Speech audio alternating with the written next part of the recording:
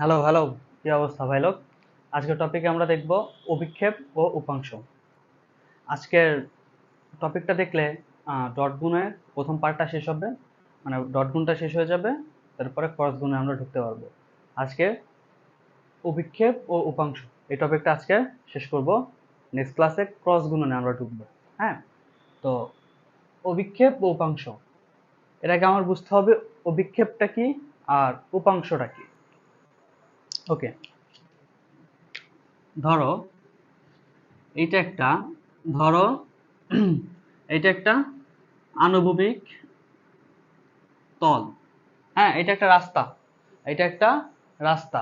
এই রাস্তার উপরে ধরো একটা সামহাও একটা রেখা আছে, কোনোভাবে একটা, এখানে একটা রেখা আছে, বা একটা লাঠি চিন্তা করো, এখানে একটা লাঠি আছে, এটা হইলো গিয়ে মাটি অনুভূমিক তল। উপর থেকে সূর্য পড়বে নিশ্চয়ই, মানে সূর্যের আলো পড়বে এই লাঠির উপরে। ধরো উপর থেকে সূর্যের আলো, এটা হলো লাইট সোর্স। হ্যাঁ, এখান থেকে ধরো সূর্যের আলো কিংবা উপর থেকে কোনো একটা লাইট থেকে আলো পড়তেছে। ওকে, আলো পড়তেছে, তো এই লাঠির যে ছায়া এই অনুভূমিক তলের উপরে পড়বে। তো লাঠির ছায়া এতটুকু পড়ছে না, এতটুকুর উপরে পড়তেছে না, এতটুকুর উপরে, এটা ছায়া এতটুকুর উপরে। তো এই অনুভূমিক তলের উপরে এই লাঠির ছায়ার দৈর্ঘ্য হইল এতটুকু, এতটুকু হইল ছায়ার দৈর্ঘ্য, এতটুকু ছায়া। এতটুকু যদি ছায়া হয়, এই অনুভূমিক তলের উপরে এই লাঠির ছায়ার দৈর্ঘ্য এতটুকু, এতটুকুই হইল লাঠির অভিক্ষেপ, এতটুকুই হইল এই লাঠির অভিক্ষেপ। তো এই অনুভূমিক তলের উপরে এই লাঠির ছায়ার দৈর্ঘ্যটাই হইল এই লাঠির অভিক্ষেপ। তো ছায়াটা পড়ছে অনুভূমিক তলের উপরে, আর ছায়ার দৈর্ঘ্যটা হলো লাঠির ওইটা। বুঝছি? ওকে, এরকম ভাবে যদি আমরা একটা ভেক্টর চিন্তা করি, দুইটা ভেক্টর চিন্তা করি, একটা অনুভূমিক তল বরাবর, একটা উপর দিকে থাকবে, লাইট সোর্স মাধ্যমে আলো পড়বে, ছায়াটা এটার উপরে পড়বে। তো দুইটা ভেক্টরের উপরে মানে অভিক্ষেপ চিন্তা করবো কেমনে, আসলে ওইটা দেখবো।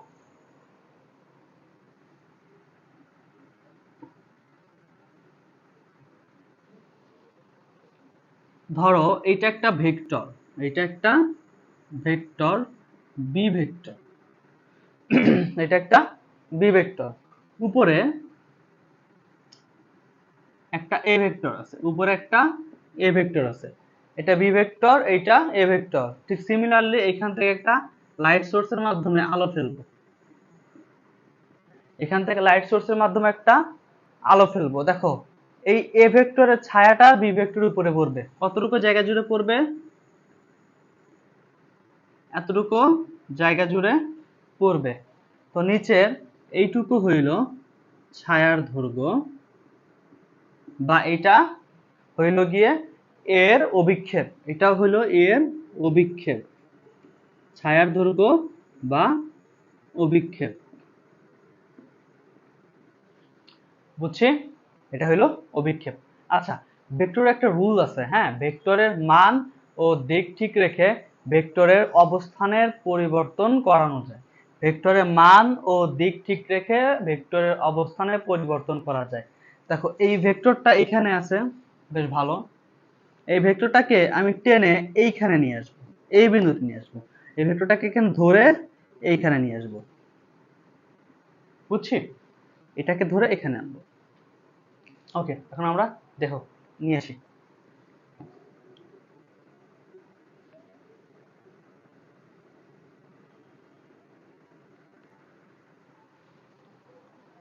এই এ ভেক্টরটাকে এইখানে নিয়ে আসছি,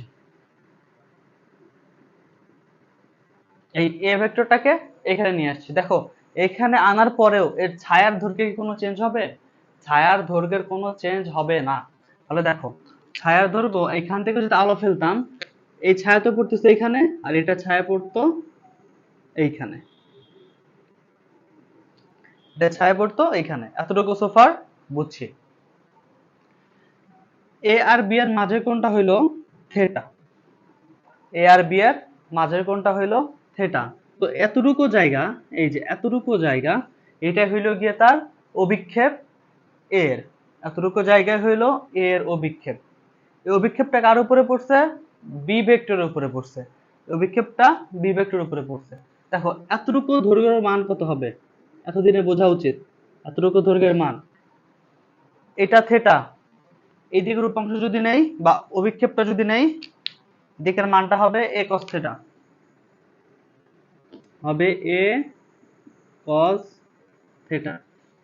এতটুকু তো এতদিনে বোঝা উচিত। যার সাথে থেটা তার সাথে মূল ভেক্টরের কস গুণ, বুঝছি? তাহলে এটা হবে এ কস থেটা। তাহলে দেখো এই অভিক্ষেপের মানটা হইলো এ কস থেটা, এর অভিক্ষেপ বি এর উপরে, মানে দেখো এই নীল রেখার অভিক্ষেপ পড়ছে এই কালো দাগের উপরে, এই নীল রেখার অভিক্ষেপটা পড়ছে এই কালো দাগের উপরে। তাহলে দেখো বি এর উপর, তাহলে আমরা পড়বো এইভাবে, বি এর উপর এর অভিক্ষেপ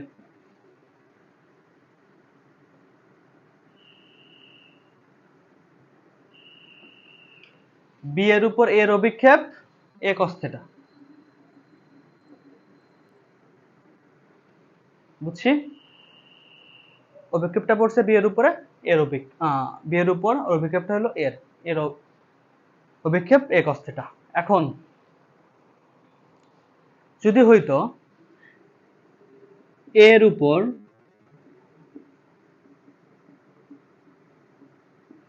বি এর অভিক্ষেপ,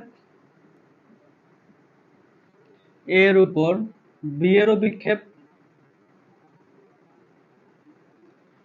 এর উপর বি এর অভিক্ষেপ, সেটা হয়তো বি কস থেটা, সেটা হয়তো বি কস থেটা, বুঝছি? এখন দেখো কার উপরে কার অভিক্ষেপ, একবার বি এর উপরে এর অভিক্ষেপ নিলাম, একবার এর উপরে বি এর অভিক্ষেপ, একবার বি এর উপরে এর অভিক্ষেপ, একবার এ কস থেটা, একবার বি কস থেটা। মনে রাখা একটু কি টাফ না? একটু কষ্ট না মনে রাখাটা? তো এটাকে সহজ করব, যার উপর অভিক্ষেপ তার কস থেটা, যার উপর অভিক্ষেপ তার কস থেটা। তাহলে লেখো শর্টকাট মনে রাখার জন্য, যার উপর অভিক্ষেপ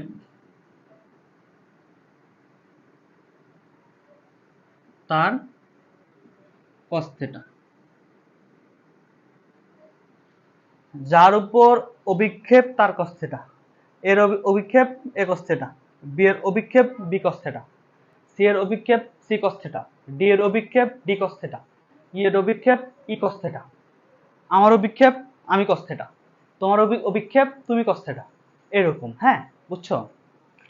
যার অভিক্ষেপ তার কস থেটা। কার উপরে পড়ছে কার উপরে পড়ে নাই এত কিছু দেখা লাগবে না, যদি বল এর অভিক্ষেপ এ কস থেটা, সিম্পল হিসাব। আচ্ছা, এখন দেখো এ কস থিটার মানটাও আসলে বের করা যায় এখান থেকে এ কস থিটার মানটাও আসলে বের করা যায়। দেখো ডট গুণে শিখছো না, এ ডট বি সমান এ বি কস থিটা, তাই না? এ ডট বি সমান এ বি কস থিটা। আমি কার মান বের করব? এ কস থিটার মান। এ কস থিটা তাহলে বের করো, এ কস থিটা আসবে A dot B divided by B এর মান দিয়ে ভাগ। তাহলে এখানে লেখো এ কস থিটা সমান A dot B, A dot B divided by B এর মান দিয়ে ভাগ। আচ্ছা তাহলে দেখো কমন সেন্স কি বলে, বি কস থিটা হইতো তাহলে A dot B divided by B. এখান থেকে যদি লেখো বি কস থিটা, তাহলে আসতো A dot B divided by এর মান দিয়ে ভাগ। তাহলে এখানে লেখো বি কস থিটা হইল A dot B divided by A cos থিটার এর মান দিয়ে ভাগ।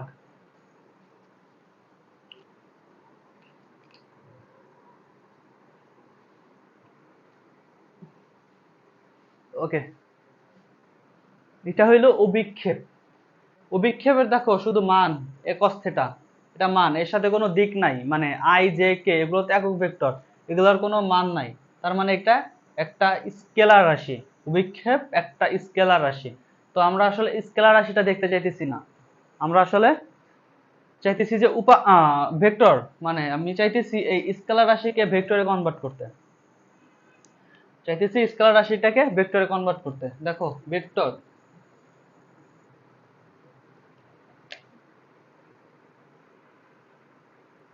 ভেক্টর সমান কি, মান আর দিকের গুণফল না ভেক্টরটা, মান আর দিকের গুণফল। মান তো পাবা যে a cos থিটা, যা মানে যার অভিক্ষেপের স্কেলারটা নিতে চাইতেছো, তাহলে a cos থিটা যদি বসাও, এটা হইলো a cos থিটার মান বা এই অভিক্ষেপের মানটা। দিক, দিকটা পাবা, দিকটাকে দিবে একক ভেক্টর, দিকটা দিবে একক ভেক্টর, দিকটা দিবে একক ভেক্টর বা ইউনিট ভেক্টর। এতটুকু নিশ্চয়ই জানো, কারণ আগের ক্লাসগুলোতে এগুলো নিয়ে আলোচনা করছি। মান ইনটু দিক, মানে দিকটা দিবে একক ভেক্টর, তাই না? তাহলে দেখো, যখন আমি এই অভিক্ষেপটাকে ভেক্টরে কনভার্ট করব, তখন তার মান চেঞ্জ হয়ে যাবে। অভিক্ষেপটাকে যখন আমি স্কেলার থেকে ভেক্টরে নিচ্ছি, বা অভিক্ষেপটাকে যখন আমি অভিক্ষেপটাকে যখন আমি ভেক্টর বানাতে চাইতেছি, তখন আসলে অভিক্ষেপের নামটা চেঞ্জ হয়ে যাবে, তখন তার নামটা হবে উপাংশ। অভিক্ষেপকে ভেক্টরে নিলে সেটা হবে উপাংশ। ওকে, তাহলে দেখো, তাহলে এখানেও মানটা একটু চেঞ্জ হবে। এর উপর বি এর উপর বা বরাবর, বি এর উপর বা বরাবর এর উপাংশ। আচ্ছা, তাহলে এটাই মুছে দিই। হ্যাঁ, এতটুকু তো বুঝছো।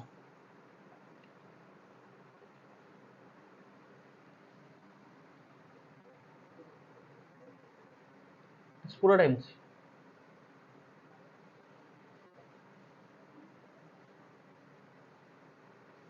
ওকে, এখন দেখো,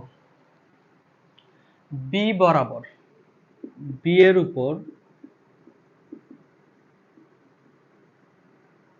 বা বরাবর,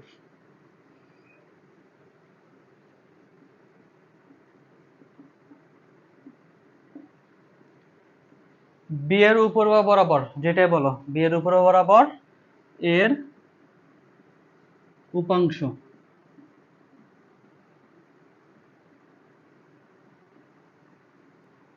এর উপাংশ মানটা তো হইলো a cos থিটা, মানটা হইলো a cos থিটা। আর দিকটা দিবে কে? দেখো, বি ভেক্টরের উপরে পড়ছে না, দিকটা কোন দিকে? বি ভেক্টরের দিকে। দেখো, এটা তো আমরা উপাংশ নিচ্ছি, তাহলে এটা ভেক্টর রাশি হয়ে গেছে, তাহলে দিক হবে, এটা হইলো গিয়ে ভেক্টর রাশি। ওকে, বি এর দিকে, তাহলে দিকটা দিবে বি ভেক্টরের একক ভেক্টর, তাই না? বি ভেক্টরের একক ভেক্টর। তাহলে দেখো a cos থিটা, বি এর একক ভেক্টর কেমনে বের করে মনে আছে? বি এর একক ভেক্টরটা বের করে বি ভেক্টরটাকে বি ভেক্টরে মান দিয়ে ভাগ, বি ভেক্টরটাকে বি ভেক্টরে মান দিয়ে ভাগ, সেটা হইলো বি এর একক ভেক্টর। তাহলে দেখো, বি ভেক্টর এটাকে বি ভেক্টরে মান দিয়ে ভাগ হইছে, এটা হইলো গিয়ে বি এর উপর এর উপাংশ, মানে যার উপাংশ তার cos থিটা, তার সাথে যার উপর পড়ছে তার একক ভেক্টর গুণ, সেটাই হইলো এর উপর বা বরাবর এর উপাংশ। যদি হইতো এর উপর, যদি হইতো উল্টাটা, এর উপর বা বরাবর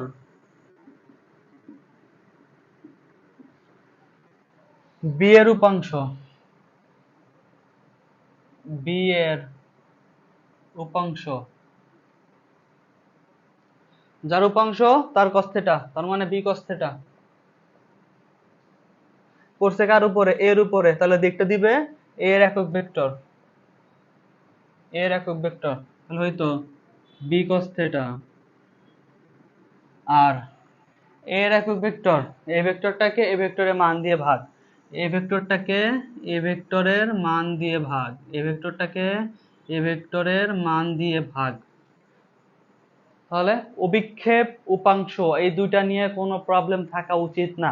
এখন ম্যাথ করব, ম্যাথ করলে বাকিটা বুঝতে পারবো পুরোটা, মানে তোমার যে এতক্ষণ যে আমি গুলো পেঁচাল পারলাম, যে কথাগুলো বললাম, এটা আসলে কাজে লাগে কিনা সেটা।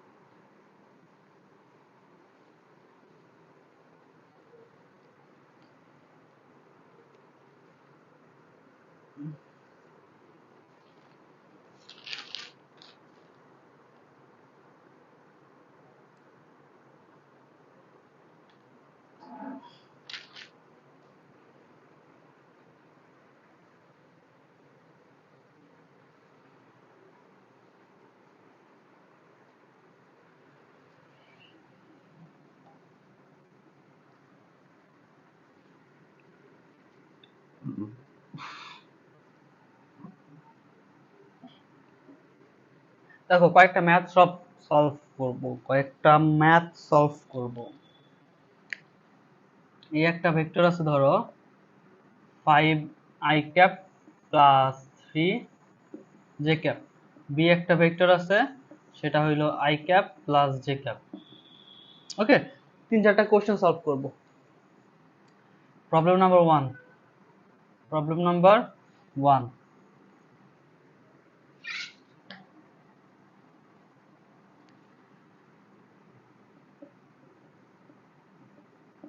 এর উপর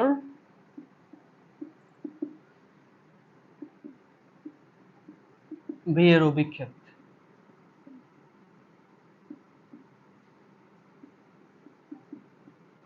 এর উপর বি এর অভিক্ষেপ। এর উপর বি এর অভিক্ষেপ। আচ্ছা, যার অভিক্ষেপ তার cos থিটা। যার অভিক্ষেপ তার cos থিটা। তাহলে দেখো এটার অ্যান্সার হবে 1 নম্বরে সলভ। 1 নম্বরে সলভ। যার অভিক্ষেপ তার cos theta, B cos theta.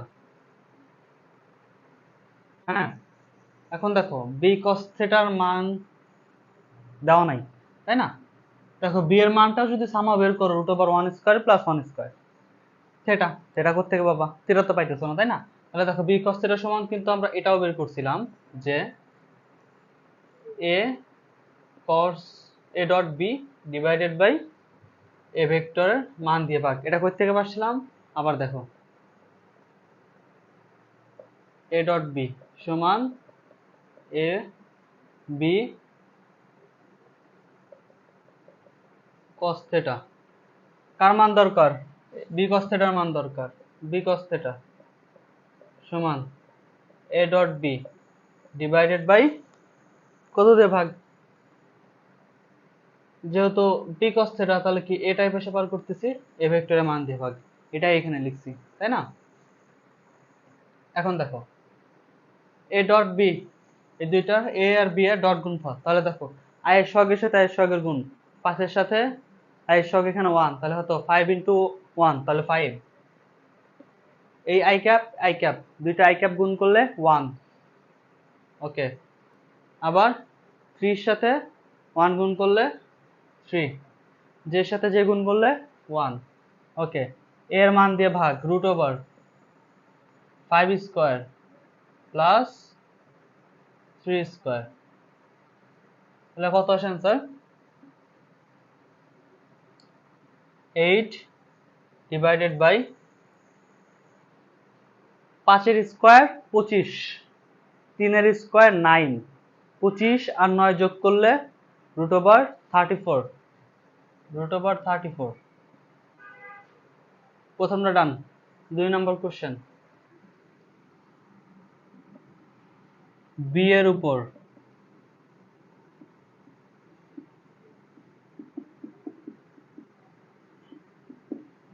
এর অভিক্ষেপ। বি এর উপর এর অভিক্ষেপ। বি এর উপরে এর অভিক্ষেপ। তাহলে কত? এর অভিক্ষেপ তাহলে হবে a cos থিটা। এর অভিক্ষেপ তাহলে a cos theta. a cos theta. তাহলে এই cos θ হবে এখান থেকে যদি নাও a cos θ নিচে এখানে b দিয়ে ভাগ। ওকে, তাহলে দেখো a dot b divided by b এর মান দিয়ে ভাগ। a ডট b এর মান কত? 5 আর 1 গুণ করলে 5, 3 আর 1 গুণ করলে 3, নিচে b ভেক্টরের মান দিয়ে ভাগ, root over 1 square plus 1 square, তাহলে আসতেছে 8/√2, 8/√2। ওকে, বুঝছি। আসো 3 নাম্বার।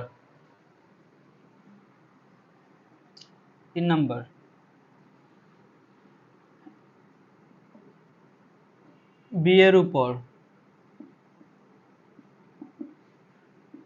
a এর উপাংশ, b এর উপর a এর উপাংশ। ওকে,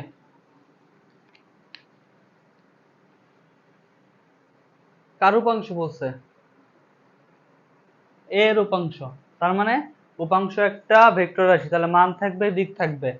এর উপাংশের মান হলো a cos θ, আর দিকটা দিবে কার উপর পড়ছে? b এর উপর পড়ছে, b এর দিক একক ভেক্টর। তাহলে দেখো 3 নাম্বারটা, এর উপাংশ মানে এর উপাংশের মান হলো a cos θ, আর দিকটা দিবে যার উপর পড়ছে b এর একক ভেক্টর। ওকে, a cos θ মান এটা কিন্তু বের করছো, a dot b divided by b এর মান দিয়ে ভাগ ইনটু b এর একক ভেক্টর, b ভেক্টরটাকে b ভেক্টরের মান দিয়ে ভাগ। b ভেক্টরটা হইলো এইটা, বাই b ভেক্টরের মান দিয়ে ভাগ। এখন দেখো a ডট b এর মান কিন্তু 8 বের করছে এতক্ষণ। 5 আর 1 গুণ করলে 6, 5 আর 1 গুণ করলে 1, আর 3 আর 1 গুণ করলে 3, 5 3 8, আর b এর মান √2 ইনটু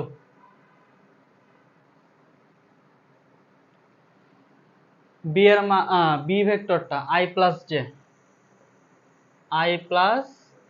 j, আর b ভেক্টরের মান দিয়ে ভাগ, যেটা √2। তাহলে কত আসে দেখো, এই √2 দুইটা গুণ করলে 2, তাহলে 8/2, 8/2 মানে 8/2, 2 দিয়ে 8 ভাগ করলে 4, 4 i cap plus j cap. এখন দেখো 4i প্লাস 4j, বুঝো বুঝো, 4i প্লাস 4j, এটা হইলো b এর উপর বা b বরাবর এর উপাংশ মান 4i plus 4j। Fourth question, আচ্ছা দেখি বোর্ড কভার করছে নাকি। ওকে, এটা নিবে।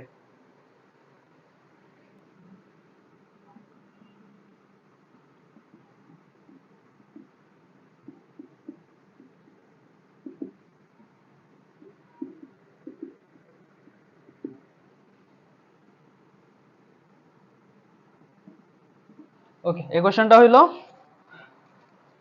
এর বরাবর বা উপর বি এর অভিক্ষেপ, বি এর অভিক্ষেপ মানে বি cos θ, আর পড়ছে কার উপরে মানে কার বরাবর? এ বরাবর, তাহলে এ ভেক্টরের একক ভেক্টরের মান দিয়ে ভাগ, মানে মান দিয়ে গুণ। ওকে,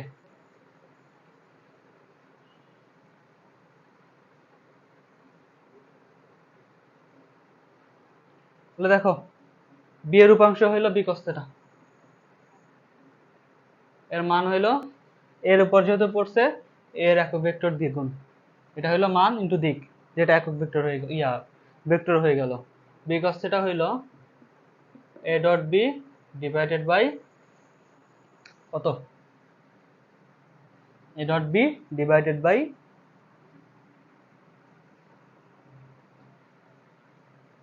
বি এর মান দিয়ে ভাগ, সরি এর মান দিয়ে ভাগ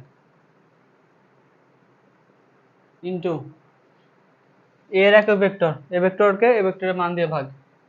এ ভেক্টরটা হলো 5i প্লাস 3j, এ ভেক্টরকে এ ভেক্টরের মান দিয়ে ভাগ।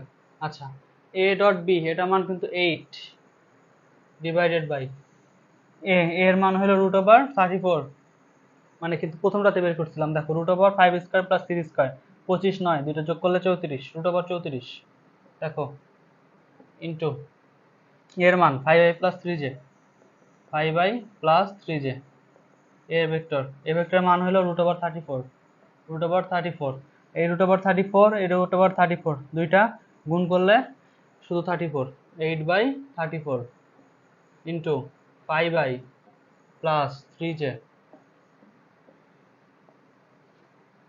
বুঝছি? এটা হইল এ এর এর বরাবর বি এর উপাংশ। ম্যাথগুলো কিন্তু ভাই ইজি, তাই না? এখন লাস্ট একটা ম্যাথ, এই ম্যাথটা যে পারবা এই টপিকের বস। মুছে দিই আমি এগুলো, হ্যাঁ।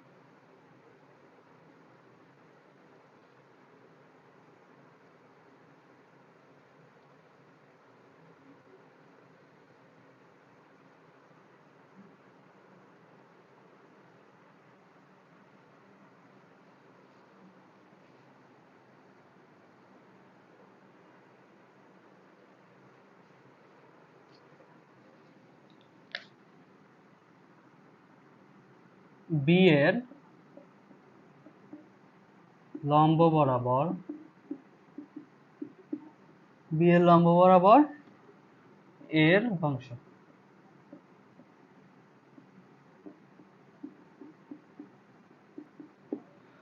বি এর লম্ব বরাবর এর উপাংশ।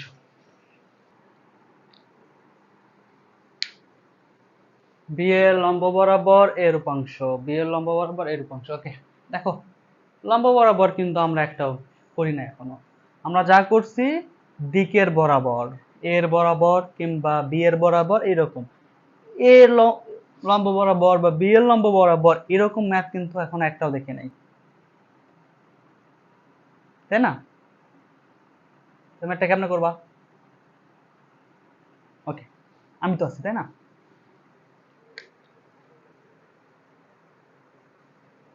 দেখো এইটা ধরো যে প্রথম চিত্র যেমন দেখছিলাম,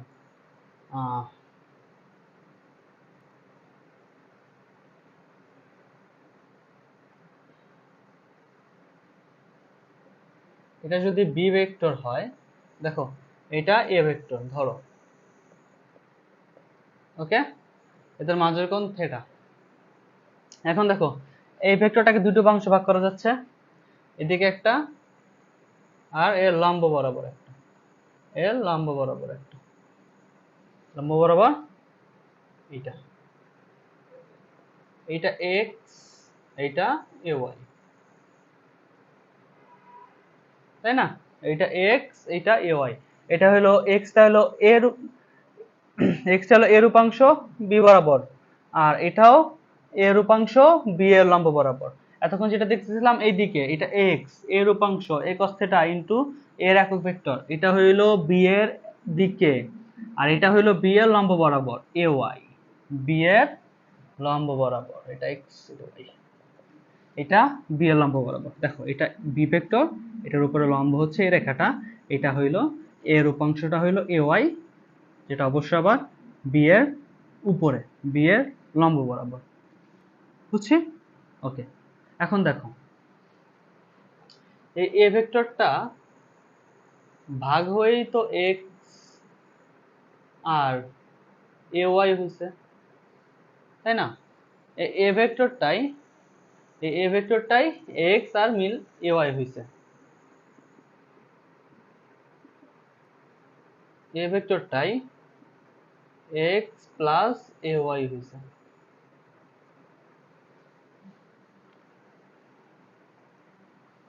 বুঝছি? ওকে, আমার কি এক্স লাগবে না এ ওয়াই লাগবে? এক্স তো লাগবে না, আমার লাগবে এ ওয়াইটা। তাহলে দেখো এ ওয়াই সমান আসবে এ ভেক্টর মাইনাস এক্স ভেক্টর, তাই না? অন্তত এ ভেক্টরের মান সেটা 5i প্লাস 3j, বেশ ভালো। এক্স এর উপাংশ এটা কিন্তু বের করা লাগবে। আদৌ কি বের করা লাগবে? আমরা কিন্তু দেখো 3 নাম্বার ম্যাথে কিন্তু বি বরাবর এর উপাংশটা বের করছিলাম, এটাই তো বি বরাবর, বি বরাবর এর উপাংশ, এই যে এতটুকু, তাই না? এটা তো বের করছিলাম আগে এক্স, তো এটা যদি এখানে বসায় দাও তাহলে দেখো ম্যাথ সলভ হয়ে গেছে। এটা হলো এ ওয়াই, বি এর উপরে লম্ব, বি এর লম্ব বরাবর এর উপাংশ এ ওয়াই, সেটাই তো লাগবে, সেটা তো আমাকে বের করতে বলছে। তাহলে দেখো এ সেটা হলো 5i প্লাস 3j, আর এক্স আমরা কিন্তু বের করে রাখছিলাম, সেটা হইলো গিয়ে তোমার 4i plus 4j, 4i plus 4j। এখন দেখো, এখন দেখো 5i আর মাইনাস 4i তাহলে হবে শুধু i K, 3j R 4j দুইটা মিলায় 7j। এইটাই হইলো বি এর লম্ব বরাবর এর উপাংশ। এই ম্যাথটা যদি আগেও যদি পারতা, বা আমি করে দেওয়ার আগে তোমরা যদি আগে যে বুঝতা, সে ধরে রাখতে পারো সে বুয়েটে চান্স পাওয়ার যোগ্য। হ্যাঁ, বা বুয়েটে এরকম ম্যাথই আসে, ঠিক আছে? বা এখন যারা বুঝছো তারাও চান্স পাবা। ওকে, ওকে।